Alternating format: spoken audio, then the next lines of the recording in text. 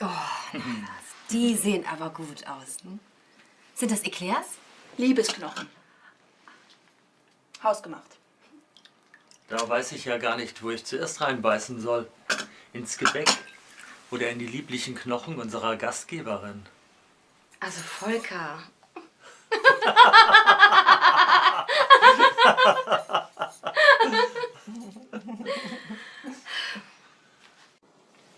Das war wirklich schön, Zoe.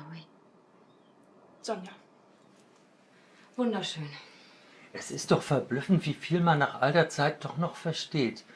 Maîtresse, mes plaisirs. Maîtresse, mes plaisirs. Eine Liebesgeschichte. Wunderschön.